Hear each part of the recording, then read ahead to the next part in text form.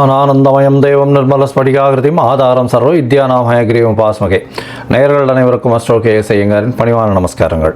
17/11/2025 6/3/2026 வரலாம் உண்டான காலகட்டத்தில், அதாவது கார்த்திகை மாதம் 1ஆம் தேதி விஸ்வாவசு வருஷம் பார்த்தலையானால் திங்கட்கிழமை சனி, அதாவது திங்கட்கிழமை பிரதோஷ காலம், சோமவார பிரதோஷ காலம், மிகவும் வசந்த காலம். அந்த காலகட்டத்தில் சனி பகவான் கும்பராசியில் பூரட்டாதி நட்சத்திரம் 1ஆம் பாதத்தில் வக்ர நிவர்த்தி அடைகிறார். சரி, முதல்ல சனி பகவானுக்கு ஒரு வணக்கங்களை தெரிவிச்சுக்கலாம். நீலாஞ்சன சமாபாசாம் ரவிபுத்திரம் ஜமாகிருஜம் சாயா மார்த்தாண்ட சம்போதம் தம் நமாமி சனேஸ்வரம். சனி பகவானை வணங்கிக் கொள்ளும். சனி பகவான் காரகத்துவம் அப்படின்னு சொல்லுவோமே, ஆனால் அவர் பொதுவாகவே சனி பகவானை ஆயுள் காரகன் அப்படின்னு ஜோதிட சாஸ்திரம் சொல்கிறது. ஆயுள் காரகன், அதை தவிர உங்களுடைய வேலை, அதை தவிர உங்களுடைய 10ஆம் இடம்னு சொல்லக்கூடிய பதவி, புகழ், அந்தஸ்து, கௌரவம், இது எல்லாத்துக்குமே அவர் தான் காரகத்துவத்தை கொடுக்குறார். அதை தவிர உங்களுடைய தொழில், ஜீவனம் அப்படின்னு சொல்லக்கூடியது, கடன், நோய்வாய்ப்படுதல், அதை தவிர ஹாஸ்பிட்டலில் போய் அட்மிட் ஆகிறது, அசிங்கப்படுறது, அடுத்தவாகிட்ட அவமானப்படுறது, முடிஞ்ச வரலும் மறைஞ்சு வாழக்கூடிய காலகட்டம், இது எல்லாம் இருந்தாலும் ஒரு பக்கம் பார்த்தோம்னா சனீஸ்வரனால் போராளி குணம் வரும். உங்கள் பின்னாடி மக்களினுடைய செல்வாக்கு அதிகமாகும். சனி பகவான் எப்பொழுதுமே சனி கொடுக்கணும்னு நினைச்சா யாராலையும் தடுக்க முடியாது.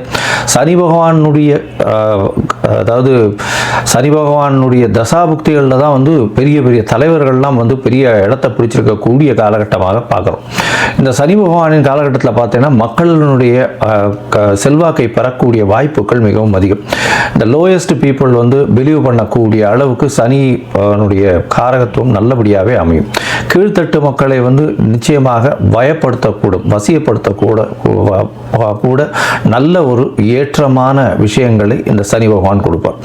போராளி குணம் இருக்கும். எந்த ஒரு விஷயத்திலையும் நேர்மை தன்மையை எடுத்து வெளியே கொண்டு வருவார். இதன் மூலியமாக பார்த்தாலேயானால் எந்த இடத்துல நேர்மை தன்மை இருக்கணுமோ இந்த லோயர் மாஸில் அதை எடுத்து வெளியில் கொண்டு வரணும் அப்படின்றது தான் அவருடைய முக்கியமான இது. கீழ்த்தட்டு மக்களுக்கு மிகவும் ப்ரொடெக்ஷனாக இருக்கக்கூடிய, மிகவும் அதாவது அவர்களுக்கு ஹெல்ப் பண்ணக்கூடிய, ரொம்ப இதுவாக இருக்கக்கூடிய ஒரு காரகத்தமாக இருக்கக்கூடும். அதனால் சனி திசை வரும்போது பார்த்தாலேயானால் கீழ்த்தட்டு மக்களுக்கு நம்ம ஏதாவது ஹெல்ப் பண்ணணும், அந்த மாதிரியான பொசிஷன்ஸில் இருந்தோமே ஆனால் கண்டிப்பாக நம்மளுக்கு சனி பகவானுடைய தாக்கம் நிச்சயமாக கம்மியாக இருக்கும். சரி, இப்போ சனி பகவான் அப்படின்னு சொல்லும்போது மகர கும்ப 2 ராசிக்கும் அவரே அதிபதி. 10, 11ஆம் வீடு, 10ஆம் இடம் அப்படின்னு சொல்லக்கூடிய இடம் அப்படின்றது உங்களுடைய ஜீவனஸ்தானம், ஜீவனம், ஆயுள், இது ரெண்டுத்துக்கும் காரகத்துவம் வச்சு இருக்கக்கூடியவர் சனி. சரி, இந்த சனி கெடுதல் மட்டும்தான் பண்ணுவாரா அப்படின்னா அப்படி இல்லை. சனியை வைத்து நிறைய நன்மைகளும் உண்டு. சனியை வைக்கிறதுனால பார்த்தாலேயானால் ஒரு அரசாங்கத்தினுடைய உயர் பதவியில் வரக்கூடிய வாய்ப்பு, அரசாங்கத்தின் மூலியமாக பெரிய இடத்துல போய் உட்கார்றது, அதை தவிர மக்களின் செல்வாக்களை அதிகமாக பெறுறது, மக்களின் செல்வாக்குகள் மூலியமாக அதீத உயரத்தை அடையக்கூடிய வாய்ப்புகள், மக்களால் போற்றப்படக்கூடியவர், அந்த மாதிரியான விஷயங்கள்லாம் இந்த சனி உச்சமாக இருந்தோ, ஆட்சியாக இருந்தோ, சுபர்கள் பார்த்தோ இருந்ததே ஆனால் நல்ல ஒரு ஏற்றம் இருக்கும். போராளி குணம் அதிகமாக இருக்கும். சனி ஆட்சி உச்சம் பெற்றால் பொதுவாகவே போராளி குணம் அதிகமாக இருக்கும். சரி, இந்த சனி எந்தெந்த விஷயத்தை பார்க்கலாம் அப்படின்னா, அதாவது எலும்பு சம்பந்தமான பிரச்சனைகள், அது தவிர சிறுநீரக பிரச்சனை, அதாவது கழிவு உபாதைகள் வரக்கூடிய பிரச்சனைகள், அதாவது கழிவு பாதைகள் வரக்கூடிய உபாதைகள், கிட்னி ப்ராப்ளம், அது தவிர இந்த ஸ்டூல்ஸ் பாஸ் ஆகக்கூடிய பிரச்சனைகள், இதெல்லாம் சனியினுடைய முக்கியமான பிரச்சனைகளாக கருதப்படுறது. அது தவிர பார்த்தீங்கன்னா எலும்பு தேய்மானங்கள், அதை சனியினுடைய பிரச்சனையாக சொல்லக்கூடியது. ஏன்னா சனி மிகவும் முக்கியமான கிரகம். சரி, இந்த சனி பகவான் எந்தெந்த காலகட்டத்தில் யார் யாருக்கு இது பண்ணுவார் அப்படின்னு பார்க்கும்போது, சனி பகவான் ஆட்சி உச்சம் பெற்றிருந்தால், சுவர்களின் பார்வையோடு இருந்தால் மிகவும் நல்லது. பொதுவாக சோம்பல் குணம் கொண்டவர்கள் இந்த சனி பகவான் லக்னத்தில் சனி இருந்து சனி பகவானுடைய ஆட்சியில் இருக்கிறவங்களுக்கெல்லாம் கொஞ்சம் சோம்பேறித்தனம் அதிகமாக இருக்கும். பேச்சில் வன்மை அப்படின்றதெல்லாம் பார்த்தீங்கன்னா ரொம்ப அதிகமாக இருக்கும். பேச்சின் மூலியமாகவே பிரபல்யமாகக்கூடியவர்களாகவும் இருப்பார்கள். சட்டம் ஒழுங்குகள் எல்லாம் பார்த்தீங்கன்னா இவங்களுக்கு இந்த சனி பகவான் ஆட்சி உச்சம் பெற்றவங்களுடைய பங்கு மிகவும் அதிகமாக இருக்கும். சரி, இப்போ பார்த்தாலேயானால் சனி பகவான் வக்கர நிவர்த்தி அடைகிறார். இந்த வக்கர நிவர்த்தி அடைகிறதுனால என்ன அப்படின்னு பார்த்தீங்கன்னா, இவ்வளவு நாளாக அவருடைய வேகம் கம்மியாக இருந்தது, அதன் மூலியமாக பலன்களும் கம்மியாக இருந்தது. இப்பொழுது பார்த்தீர்களேயானால் அவருடைய பலன்கள் மிகவும் அதிகமாக இருக்கும். ஏன்னா அடுத்த கிட்டத்தட்ட ஒரு 4 மாத காலம் தான் வந்து இருக்க போகிறார். அதற்கு பிறகு அவருக்கு சனி பெயர்ச்சி 6/3/2026 வருது. அதாவது கும்பத்திலிருந்து மீனத்துக்கு போகிறார். இந்த காலகட்டம் வரை வந்து அவருடைய வேகமான வழக்கமான பலன்களை யார் யாருக்கு எது சரியோ அந்த சரியான பலன்களை கொடுப்பார். ஏன்னா சனி பகவான் மேஷத்தில் நீச்சமாகவும் துலாத்தில் உச்சமாகவும் இருக்கக்கூடிய கிரகம். துலாத்தில் உச்சமாக இருக்குது அப்படின்னா துலாத்துக்கு என்ன அப்படின்னா அளவுகோல் வச்சுருப்பாங்க. அது வந்து ரெண்டுமே ஈக்குவலாக இருக்கும். துலாம் அப்படின்னா வந்து தராசு வைக்கிறதுனால ரெண்டுமே ஈக்குவலாக இருக்கக்கூடிய ஒரு ராசி. அதனால் வந்து உங்களுடைய நல்லது கெட்டது எந்த ஒரு விஷயத்திற்கும் இதற்கு அது எடுத்துக்கொண்டு கழிச்சு கொண்டு அந்த மாதிரி எல்லாம் இல்லாமல் நல்லதுக்கு நல்லதை கொடுக்கறதும் கெட்டதுக்கு கெட்டதை கொடுக்கறதும் சனியினுடைய வேலை. அதனால் சனி பகவானை பொறுத்தவரை நீங்கள் செய்த நன்மை, நீங்கள் செய்த தர்மம், அது எல்லாத்துக்கும் உண்டான நிச்சயமான பலன்கள் கண்டிப்பாக கொடுப்பார். யார் யாருக்கெல்லாம் 7.5 சனி, அஷ்டம சனி, அர்த்தாஷ்டம சனி இதெல்லாம் இருக்கோ அந்த காலகட்டங்களில் நிச்சயமாகவே அவர் கொடுப்பார். இந்த காலகட்டங்களை தாண்டி வந்தவங்களுக்கு அதனுடைய பிரச்சனைகள் என்ன, அது எப்படிலாம் மாற்றங்களை உங்கள் வாழ்வில் கொடுத்தது அப்படின்றது உங்களுக்கு நல்லாவே தெரியும். சரி, இப்போ சனி பகவானுக்கு உண்டான எளிய பரிகாரம் என்ன? ஒருவேளை சனி பகவான் உங்களுடைய ராசிக்கு நல்லபடியாக இல்லை அப்படின்னா என்ன எளிய பரிகாரம் அப்படின்னு பார்த்தோம்னா, அருகில் இருக்கக்கூடிய பிள்ளையார் கோவிலில் போய் உங்களால் முடிஞ்சது தயிர் சாதம் விநியோகம் பண்ணுவோம். அதாவது சனிக்கிழமை அன்னைக்கு காகத்துக்கு சுடசாதம் வைங்க. குளிச்சுட்டு பெருமாளை காமிச்சிட்டு அதுக்கப்புறம் சுடசாதம் காகத்துக்கு வைங்க. அது தவிர சனிக்கிழமை எள்ளு விளக்கு போடுங்க. யாருக்கு? சனி பகவானுக்கு எள்ளு விளக்கு போடுங்க. ஒரு 8 எள்ளு விளக்காவது போடுறது ரொம்பவும் முக்கியம். 8 பிரதட்சணம் வர்றதும் ரொம்பவும் முக்கியம். அது தவிர பார்த்தோம்னா சனி பகவான் அப்படின்னு சொல்லும் போதே காகத்துக்கு உண்டான விஷயங்கள், காகத்துக்கு உண்டானது, அதாவது சாதம் வைக்கிறது, காகத்துக்கு உண்டான வடித்த சாப்பாடு, புது சாதம் வந்து சனிக்கிழமை வைக்கிறது ரொம்பவுமே முக்கியம். அது தவிர தோல் சம்பந்தப்பட்ட, இரும்பு சம்பந்தப்பட்ட தானங்கள் கொடுங்க உங்களால் முடிஞ்சது. அது தவிர முடவன் கிரகம்னு சொல்லக்கூடியதுனால கால் உடைந்த, கால் இது இல்லாமல் பேரலைஸ் ஆகிருக்கிறவா, கால் ஊனமுற்றவர்கள், அவர்களுக்கு உங்களால் முடிஞ்ச அளவுக்கு எந்த அளவு ஹெல்ப் பண்ணுறதுனாலும் பண்ணுங்க. சாப்பாடு பணம் மட்டும் கொடுக்காதீங்க. ஏன்னா இந்த காரகத்துவத்துக்கு நீங்கள் தானம் கொடுக்க வேண்டியதுன்னு பார்த்தேன்னா நல்லெண்ணெய் கொடுக்கலாம், தயிர் சாதம் கொடுக்கலாம், கருப்பு துணி கொடுக்கலாம். அது தவிர பார்த்தாலேனால் எள்ளு கொடுக்கலாம். அது தவிர உங்களால் முடிஞ்சது தோல் சம்பந்தப்பட்ட விஷயங்கள், அதாவது தோல்னா இந்த leather shoes, sock, leather purse, இந்த மாதிரியான விஷயங்கள் கொடுக்கலாம். லெதர் பேக் கொடுக்கலாம், லெதர் கோட் கொடுக்கலாம், லெதர் க்ளவுஸ் கொடுக்கலாம். அது தவிர வந்து இரும்பு சம்பந்தப்பட்ட விஷயங்கள், அதாவது உடல் உழைப்பை நம்பி இருக்கிறவர்கள், அதாவது வீடு இருக்கிறவர்கள், அது தவிர வந்து அந்த சுவேஜ், இந்த மாதிரியான விஷயங்கள், கீழ்த்தட்டு வேலைகள் செய்பவர்கள், அவர்களுக்கெல்லாம் உங்களால் முடிஞ்சது ஷூஸ் வந்து வாங்கி கொடுக்கலாம். இரும்பு சம்பந்தப்பட்ட அந்த பாண்டு, மம்முட்டி, அந்த மாதிரியான விஷயங்கள் வாங்கி கொடுக்கறதன் மூலியமாக சனி பகவானுக்கு செய்யக்கூடிய பிரீத்தியாக இது எடுத்துக்கொள்ளப்படும்.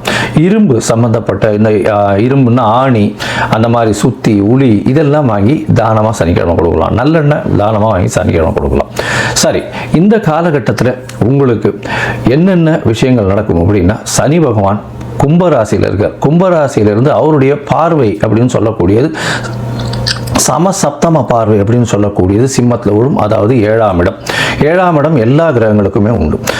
அதை தவிர வந்து பார்த்தீங்கன்னா அதீதமான பார்வைன்னு சொல்லக்கூடியது 3ஆம் இடம் மற்றும் 10ஆம் இடம். இது வந்து சனி பகவானுக்கு உண்டான விசேஷ பார்வைகள். 3ஆம் இடம்னு சொல்லக்கூடியது மேஷத்தையும், 10ஆம் இடம்னு சொல்லக்கூடியது விருச்சிகத்தையும் சனி பகவான் பார்க்கிறார். இந்த காலகட்டத்தில் சனி பகவானின் பார்வையில் படக்கூடிய ராசிகளுக்கும் சிறு சிறு பிரச்சனைகளும் கண்டங்களும் வரக்கூடிய வாய்ப்புகள் மிகவும் அதிகம். சரி, இந்த காலகட்டத்தில் சனி பகவானுக்கு உண்டான எளிய, அதாவது காயத்ரி மந்திரம்னு சொல்லக்கூடியது ஓம் சனேஸ்வராய வித்மஹே சாயா புத்ராய தீமஹி தன்னோ சனேஸ்வர பிரசோதயாத்து அப்படின்றத ஒரு 8 தரம் ஒரு நாளைக்கும் சொல்லிட்டு வாங்க. நான் என்னுடைய யூடியூப் சேனல்லையும் வந்து அதை லிங்க் போடுறேன், பாருங்க.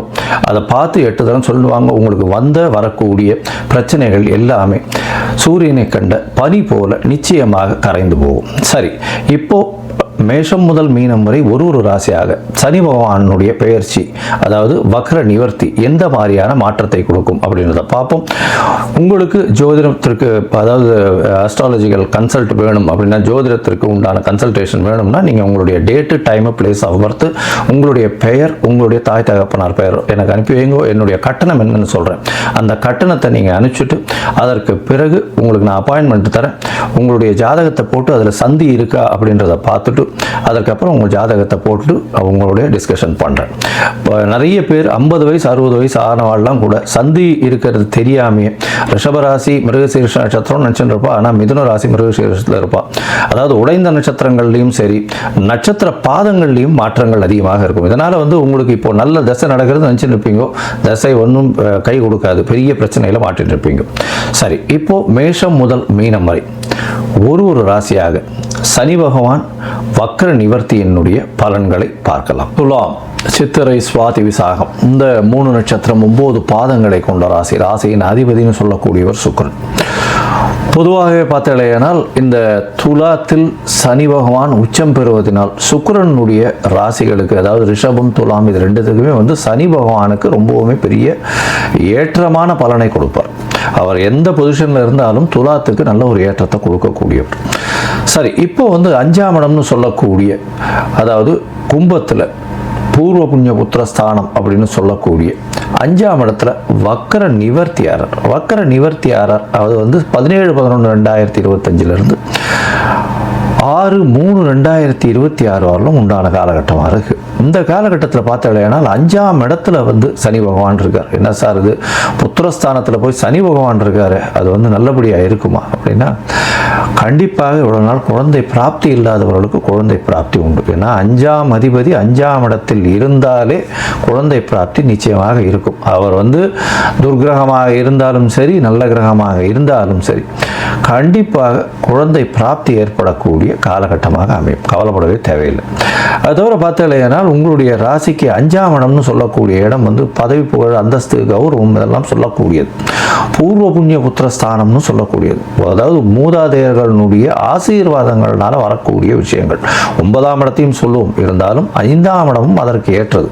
அதனால் பார்த்தோம்னா 9ஆம் இடம் 9க்கு 9ன்னு சொல்லக்கூடியது 5ஆம் இடமாக வரும். அதனால் பூர்வ புண்ணிய புத்திரஸ்தானமாக இருந்தாலும் மூதாதையர்களின் நிச்சயமாக ஆசீர்வாதம் கிடைக்கக்கூடிய இடம் அப்படின்னு சொல்லக்கூடியது 5ஆம் இடம். இந்த இடத்துல ஆட்சி பெற்ற கும்ப சனி இருக்கிறது. அதுவும் துலாத்துக்கு ரொம்பவும் நட்பான ஒரு கிரகமாக சொல்லக்கூடியது. ஏன்னா துலாத்தில் உச்சம் பெறக்கூடியவர் சனி. அதனால் சுக்கிரனுடைய வீடுகளில் மிகவும் நட்பான கிரகம்னு சொல்லக்கூடியது. ஏன்னா ஒரு கேந்திர கோணத்திற்கு அதிபதியாக இருக்கிறவர் சனி.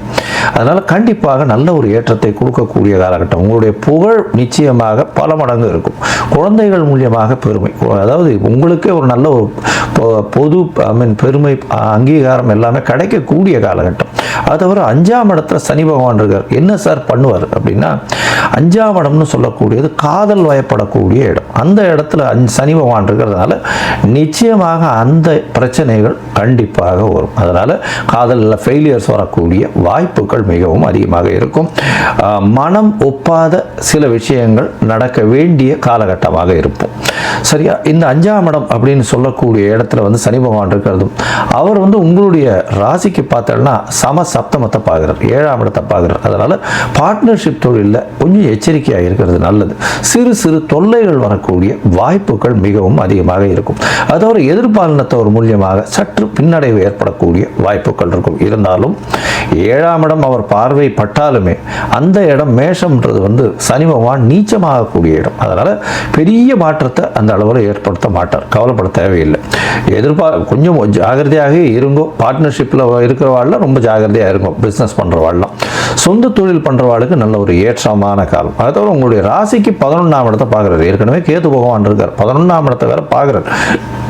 அதனால் பார்த்தோம்னா தொழிலில் ஒரு பெரிய அங்கீகாரம் வரும். தொழில் மூலியமாக நிறைய வருமானம் வரக்கூடிய வாய்ப்புகள் உண்டு. நல்ல, அதாவது மூத்த சகோதர சகோதரிகள் மூலியமாக சிறு சிறு தொல்லைகள் இருந்தாலும் அதில் வெற்றி வாய்ப்பு கிடைக்கும்.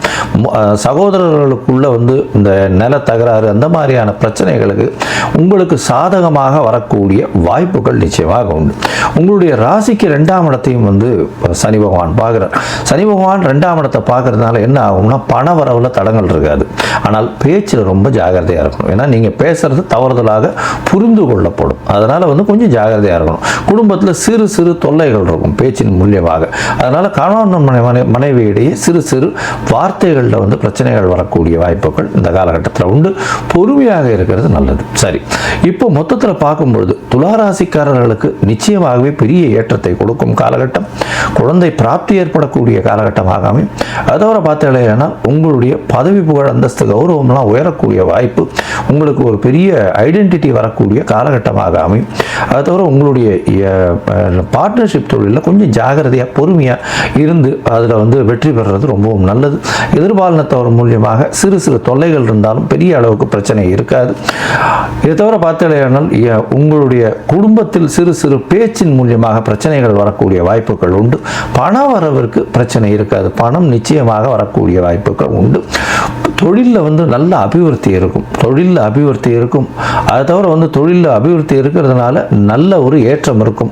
அதன் மூலியமாக பணம், அதாவது லாபங்கள் அதிகமாக இருக்கக்கூடிய காலகட்டமாக இருக்கும். உங்களுக்கு கீழ்ப்படிந்து நடக்கிற உங்கள்கிட்ட வேலை செய்கிறவங்களுக்கெல்லாம் வந்து வேலை செய்கிறவங்க கண்டிப்பாக நல்ல ஒரு வேலையில் ரிசல்ட்டை கொடுக்கக்கூடிய வாய்ப்புகள் இந்த காலகட்டத்தில் ரொம்பவும் அதிகம். சரி, இந்த காலகட்டத்தில் உங்களுக்கு இந்த சனி பகவானுக்கு நீங்கள் பிரீத்தி பண்ணணும்னு நினச்சாலே, ஏன்னா இந்த இடும்பவனம்னு முத்துப்பேட்டையிலேருந்து நாகப்பட்டினம் போகிற வழியில் இருக்குது சனீஸ்வரன் கோவில். அங்கே போய் சனி பகவானுக்கு உண்டான பிரீத்தியை பண்ணிட்டு வாங்க. அது தவிர வந்து பொதுமக்களுக்கு உங்களால் முடிஞ்சதுன்னா சனிக்கிழமை அன்னைக்கு உங்களால் முடிஞ்சதே, ஏன்னா நீங்கள் வந்து இந்த நுங்கு வாங்கி கொடுங்க. அதாவது பனை சம்பந்தப்பட்ட ப்ராடக்ட்னு சொல்லக்கூடியது நுங்கு வாங்கி கொடுங்க. நிச்சயமாகவே நல்லா இருக்கும். கடுக்கா பொடி, கடுக்கா இதெல்லாம் வந்து இந்த சனி பகவானுக்கு உண்டான காய் பழ வகைகள்னு சொல்லக்கூடியது நுங்கு, கடுக்கா இதெல்லாம் வந்து வாங்கி கொடுக்கறதன் மூலியமாக நிச்சயமாக உங்களுக்கு வந்த பிரச்சனையும் வரக்கூடிய பிரச்சனையும் அதாவது சூரியனை கண்ட பனி போல நிச்சயமாக இல்லாமல் இடம் தெரியாமல் போகும்.